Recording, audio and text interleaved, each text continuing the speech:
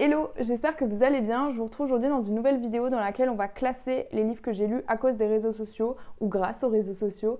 Il faut savoir que les réseaux sociaux, ça constitue une grosse partie des livres que je lis parce que je m'inspire beaucoup de ce que je vois sur les réseaux sociaux pour choisir mes lectures pour plusieurs raisons. Déjà parce qu'il y a des créateurs et des créatrices de contenu que je suis et que j'aime beaucoup et avec qui en général j'ai des goûts littéraires en commun. Donc dès que il ou elle propose surtout elle en général, propose une recommandation littéraire, je vais avoir envie de le lire. Donc ça arrive souvent que je lise des livres grâce à une créatrice ou un créateur de contenu.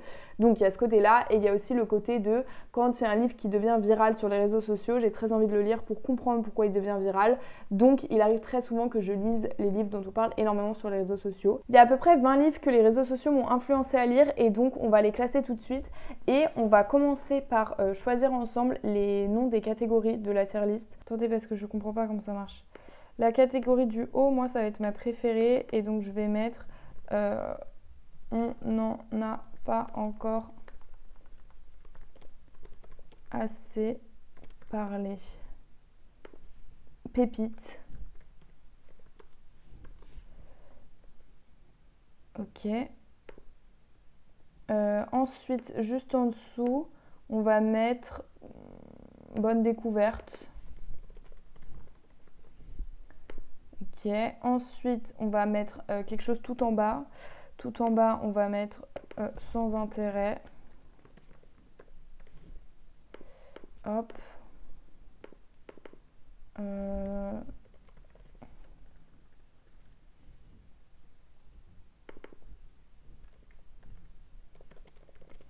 Bof sans plus. On va mettre en orange. Ah, je comprends pas comment. Ah, ok. J'arrête pas de faire la mauvaise. Voilà, bof sans plus.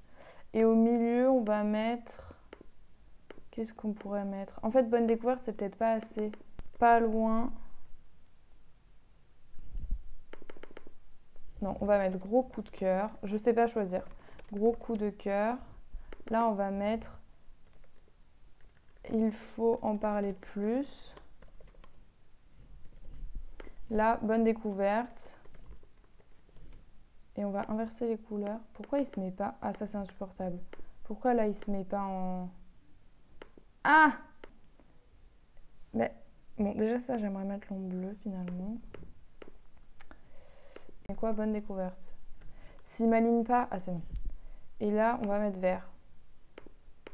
Voilà. Alors, le premier livre, c'est Anatomy of Love Story. Anatomy of Love Story, c'est une romance qui se passe, je sais plus à quelle époque ça se passe, et en gros, c'est l'histoire d'une jeune fille qui va être médecin, mais à l'époque, tu peux pas être médecin, chirurgienne. Et à l'époque, tu peux pas être chirurgienne, et du coup, elle va prendre des cours en secret, je crois, à l'école. Et il y a une histoire d'amour avec je sais plus qui.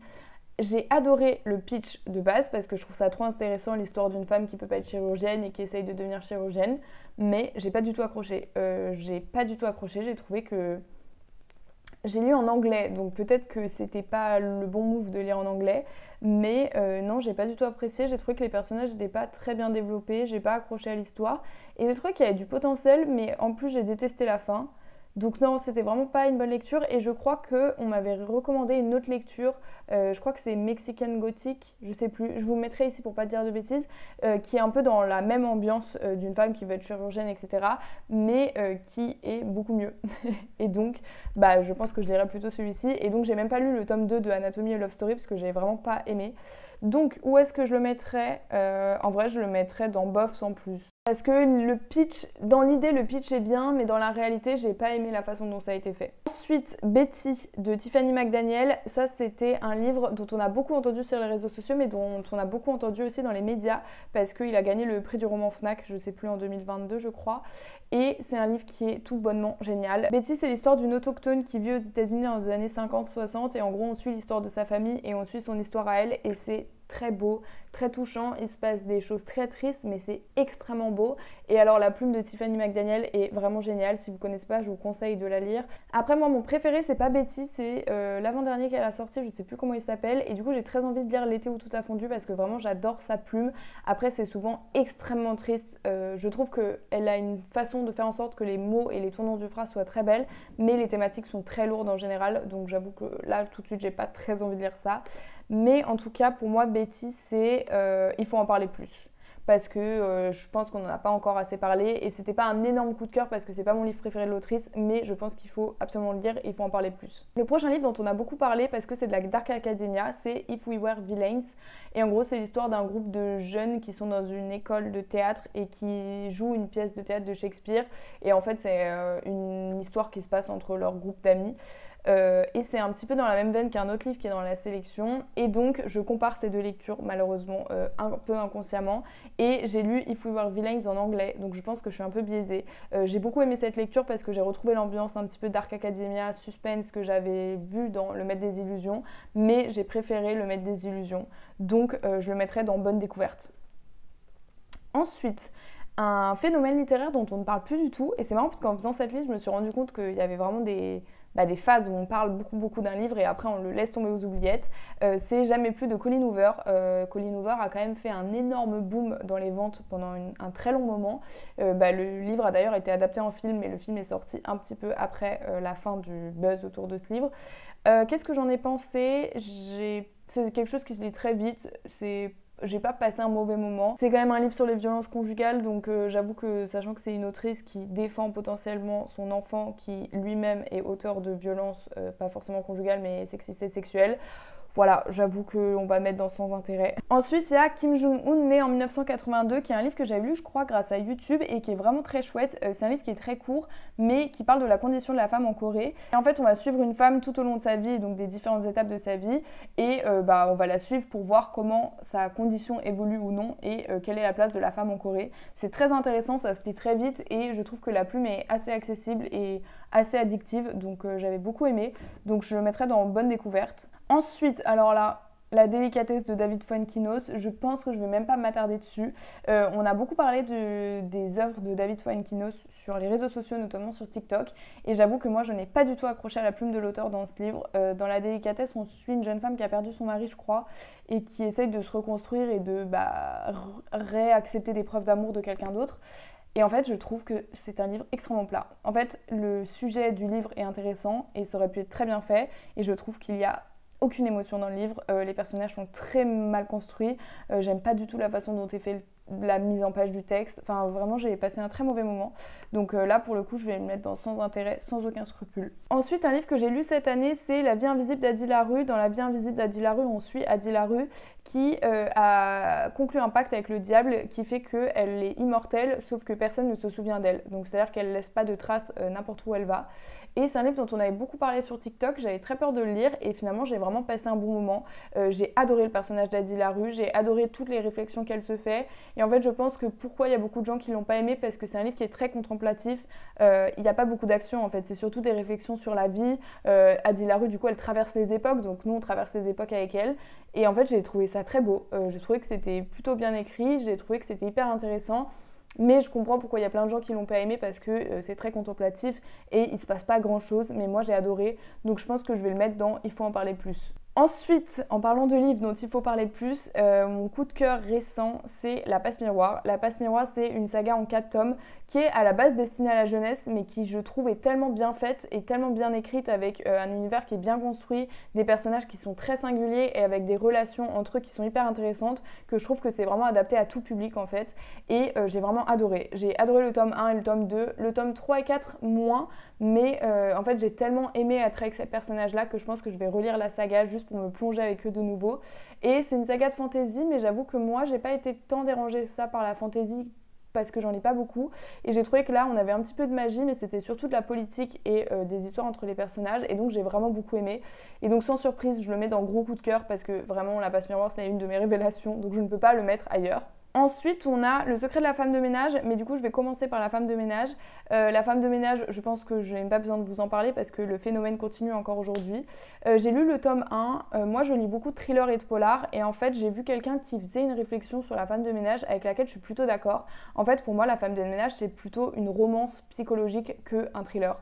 Et du coup, j'ai un peu été déçue par La femme de ménage parce que j'ai pas vraiment... Ça, je l'ai lu très vite, j'ai apprécié ma lecture, mais je suis pas ressortie avec...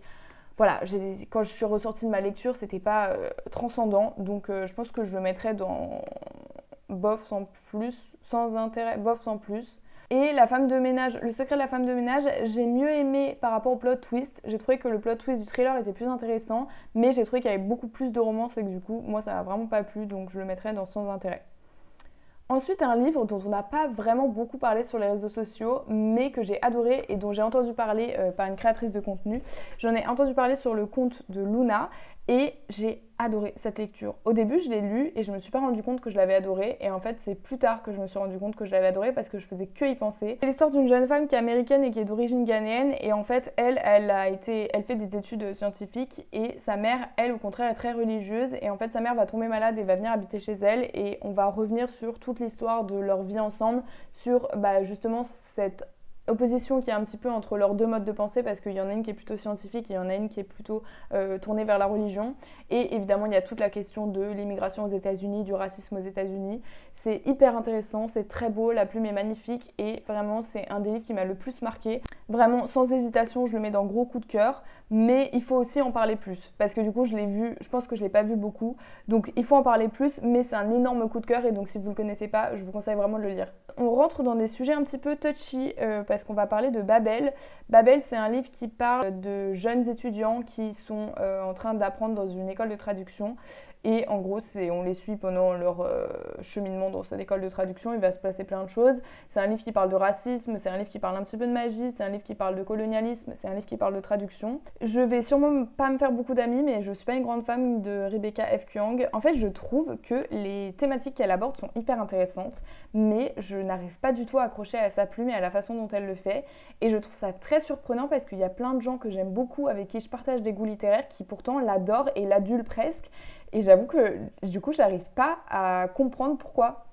Babel, qu'est-ce que j'ai pas aimé? En fait, j'ai trouvé que les personnages étaient très peu développés. Moi, je me suis pas du tout attachée aux personnages. J'ai trouvé que toutes les thématiques étaient hyper intéressantes et j'ai beaucoup aimé la façon dont elles étaient traitées. Mais je me suis pas beaucoup attachée aux personnages. J'ai trouvé qu'il y avait beaucoup de longueur. J'ai pas été forcément emballée par la plume. Donc, en vrai, je le mettrais dans bof sans plus. Et là, je sais que il y a tellement de gens qui l'ont adoré que vous allez... Enfin voilà, en vrai, j'aimerais bien en discuter parce que je n'arrive pas à comprendre pourquoi moi, j'ai pas adoré alors qu'il y a plein de gens qui aiment les mêmes choses que moi qui ont adoré. Donc vraiment, j'ai l'impression d'être restée en dehors de la course, ça m'énerve, mais voilà. Ensuite, on a Circé de Madeline Biller et ça, j'ai beaucoup aimé. C'est une réécriture mythologique de l'histoire de Circé et j'ai beaucoup aimé parce que déjà, je connaissais pas du tout. C'est ma première réécriture mythologique, j'en ai jamais lu, donc j'ai beaucoup aimé. Et j'ai trouvé que déjà, le mythe de Circé était très intéressant et j'ai beaucoup aimé la façon dont Madeline Miller écrit parce que j'ai trouvé que c'était une écriture... En fait, le personnage de Circé est vraiment hyper attachant dans le sens où c'est un personnage qui est très fort et qui va en fait aller toujours au-delà des épreuves et j'aime beaucoup la façon dont Madeline Miller l'a traité dans ce livre et je l'ai lu en anglais et je trouvais qu'il était assez accessible en anglais donc pour le coup je dirais il faut en parler plus. Ensuite, une autre hype que je n'ai pas compris, c'est Sally Rooney. Sally Rooney, j'ai lu Le Monde admirable, là, je sais plus, Beautiful World, Where Are You? Et j'ai pas du tout accroché. Mais après, Sally Rooney, c'est quand même plus clivant parce que déjà, il y a le fait que les dialogues sont pas vraiment des dialogues, enfin, ils sont pas marqués par des traits ou par des guillemets. Et du coup, ça, moi, je trouve ça insupportable à lire. Mais je sais que ça se fait quand même beaucoup dans la littérature anglophone. Mais ça, j'ai pas du tout apprécié. Et j'ai trouvé que... en fait, je sais pas. En fait, moi, je pense que c'est tout simplement un style littéraire qui me plaît pas trop. Et d'ailleurs, je suis en train de lire Blue Sisters et ça me fait un peu penser au style de Sally Rooney et la façon dont c'est fait. Et en fait, moi, je crois que c'est quelque chose qui me plaît pas trop. Donc, je saurais pas vous expliquer plus, mais j'ai pas accroché. Est-ce que je le mettrais? Je vais le mettre dans bof sans plus parce que vu ce qu'il y a dans Sans intérêt, j'ai pas envie de le mettre à ce niveau-là, mais c'était pas incroyable. Ensuite, Yellowface. Yellowface, je pense exactement la même chose que Babel, mais j'ai un tout petit peu plus aimé Yellowface que Babel parce que Yellowface, on parle du milieu de l'édition. En gros, c'est l'histoire d'une femme qui va piquer le manuscrit d'une de ses amies quand elle décède parce qu'elle n'arrive pas à être célèbre. Et elle va devenir célèbre grâce au manuscrit qu'elle a volé. Et il y a toute une question pareille autour du racisme au sein des maisons d'édition, dans la société. Il y a toute une question autour des coulisses des maisons d'édition, comment ça se passe, comment les auteurs et les autrices sont traités, etc.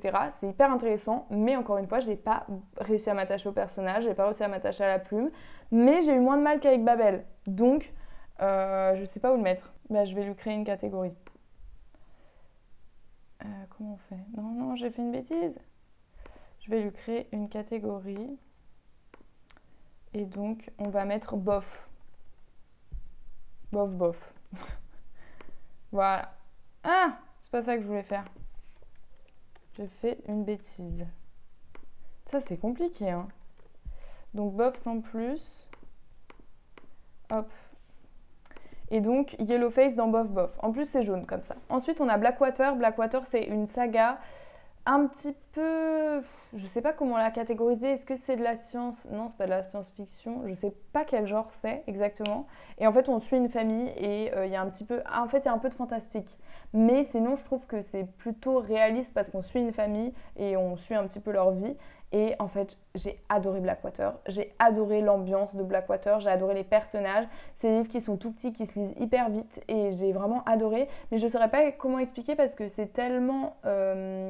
différent de ce que je lis d'habitude que moi j'ai trouvé que c'était une lecture très à part et donc j'ai beaucoup aimé parce que c'était très à part et que ça changeait et que j'ai trouvé la plume géniale, que j'ai trouvé qu'on s'attachait bien aux personnages sans s'attacher vraiment à eux parce qu'en fait l'ambiance fait je trouve qu'on est distant par rapport aux personnages à cause de l'ambiance mais ça fait qu'on arrive quand même à s'attacher à eux. Je sais pas comment expliquer, mais j'ai vraiment beaucoup aimé, donc je pense que je le mettrais dans Il faut en parler plus, parce que je trouve qu'on n'en parle pas tant que ça. Il y a un moment on en parlait beaucoup et je trouve qu'on en parle moins, donc voilà. Ensuite, on va aller vite. Tout le bleu du ciel, j'ai bien aimé, mais j'ai trouvé que c'était beaucoup trop long. J'ai trouvé qu'il y avait énormément de longueur.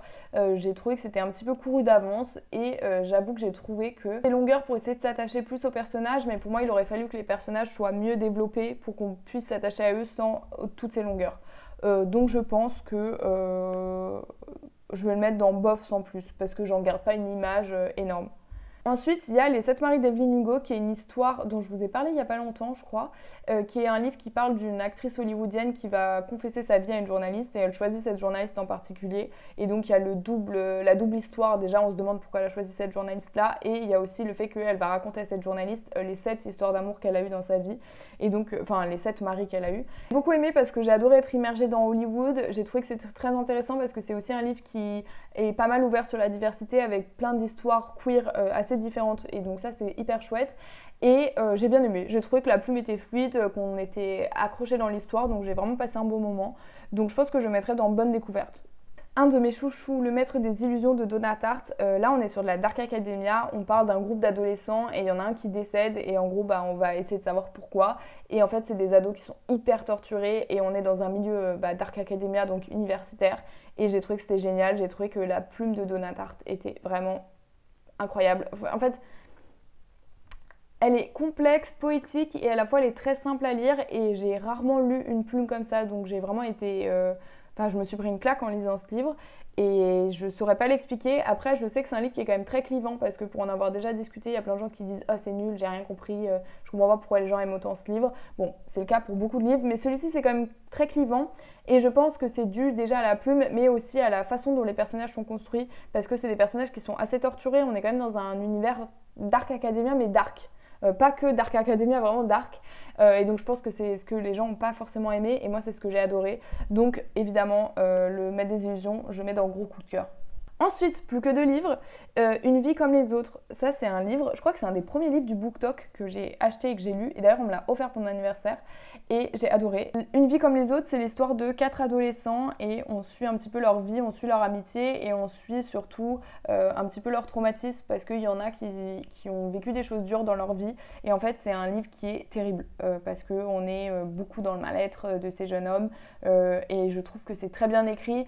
C'est un livre qui m'a énormément marqué et je pense pas en avoir lu un aussi triste et aussi bien fait. Et pareil, c'est un livre qui est quand même très clivant parce qu'il y a plein de gens qui disent que c'est du trauma porn et qu'on est trop dans le terrible et que c'est too much. Moi, j'ai beaucoup aimé. Je comprends qu'on fasse cette critique-là, mais moi, j'ai vraiment trouvé que c'était un livre très bien fait et j'ai beaucoup aimé. Donc moi, je vais le mettre dans gros coup de cœur. Et ensuite, on finit avec Fourth Wing, qui est une romantaisie qui a fait énormément parler d'elle sur les réseaux sociaux, notamment sur TikTok. C'est l'histoire d'une jeune fille qui s'appelle Violette et qui était destinée à être scribe, mais qui finalement va à l'école des dragons pour devenir dresseuse, pas dresseuse. Je sais pas comment on dit en français parce que je l'ai lu en anglais. Mais voilà, en gros, c'est cette histoire-là. Et après, on suit un petit peu les histoires politiques et les histoires d'amour parce que c'est une romantaisie, donc il y a quand même une grosse histoire d'amour. Et je l'ai lu parce que j'ai une de mes copines qui a adoré ce livre et c'est un de ses livres préférés, donc j'avais l'obligation de le lire. Et moi, c'est pas du tout ce que je lis d'habitude, donc j'avais beaucoup d'appréhension et finalement j'avais passé un bon moment. D'ailleurs, j'ai fait un vlog lecture que je vous mettrai ici si vous voulez aller voir et j'ai passé un bon moment. Je l'ai lu en anglais, donc j'avoue que par rapport au style du livre, j'ai pas assez de recul en anglais pour savoir si c'était un style très travaillé ou pas, mais en tout cas j'ai trouvé que c'était agréable à lire en anglais. J'ai trouvé qu'on s'attachait bien à l'univers, on arrivait bien à rentrer dans l'univers, on s'attachait aux personnages. Et j'ai lu le tome 2 Iron Flame, je l'ai pas mis là parce que c'est classer la saga en général que j'avais envie de faire et il faut que je lise le tome 3, mais en tout cas je le mettrai dans bonne découverte parce que je n'ai pas trouvé que ce soit exceptionnel, mais vu que c'est une lecture que j'ai pas l'habitude de lire, ça m'a sorti de ma zone de confort et du coup j'ai beaucoup aimé le lire et je me suis laissée un peu portée, j'ai un peu lâché prise en me disant bon, parce que je pensais vraiment que j'allais détester et le fait de lâcher prise fait que finalement j'ai passé un très bon moment. Donc je mettrai dans bonne découverte parce que finalement j'ai pas mal aimé. Voilà pour mon classement des livres que les réseaux sociaux m'ont fait acheter. N'hésitez pas à me dire en commentaire comment vous auriez classé ces livres-là, s'il y a certains que vous avez lus. Je serais curieuse de voir si on a les mêmes catégories ou pas. Et j'espère que la vidéo vous aura plu et je vous retrouve la semaine prochaine pour une nouvelle vidéo.